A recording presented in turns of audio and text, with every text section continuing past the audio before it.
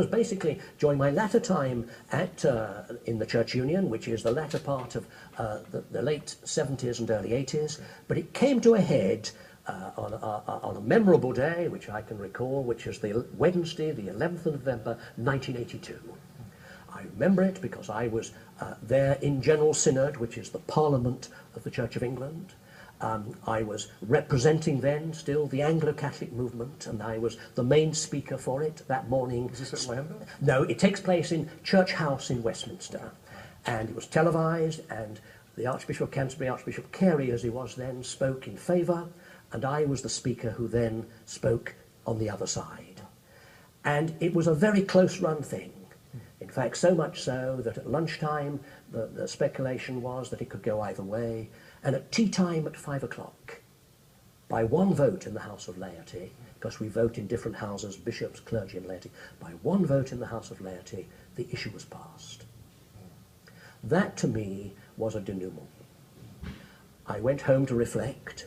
That night I appeared actually on national television, on the news programmes, and the interviewer at one point asked me a very provocative question, and I still now don't know how I gave the answer, but it was prescient, I think. At one point he challenged me and said, Father Geldard, your concern is that today the Church of England has moved the goalposts.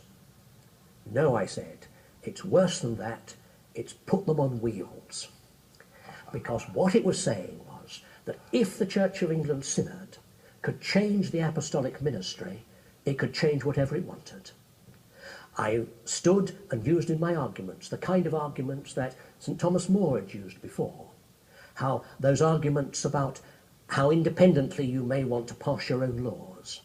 You may believe it right or wrong to, say, smoke cannabis in your town or not to smoke cannabis in your town. But all those years ago, St. Thomas More very, very astutely pointed out, and these were the words, just as the City of London cannot pass a law for itself, which is binding on the whole kingdom, so it requires the wider kingdom to pass a law on fundamentals.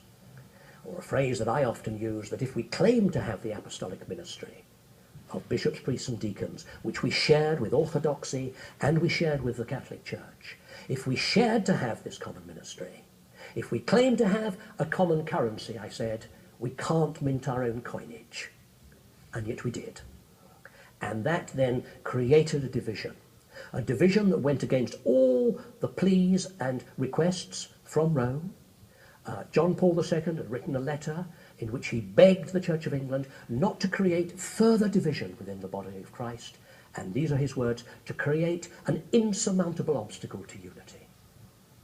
And so that night, on reflection, I felt that that was the end of the Oxford movement. The Oxford movement, in the very first tract that they wrote, the Tractarians, they wrote letters which they circulated round like pamphlets. Back in the mid-1800s. That was right back in the 1830s. And the very first tract which was ever written was about the Church of England's claim to have the apostolic ministry, given by Christ and upheld by the Church of England. And that night, I believe, it had turned its back on it. When we pause there, that's a good place to pause, and we'll take a break, and we'll come back in just a moment to hear the rest of your journey. Stay with us. We'll be back in just a moment.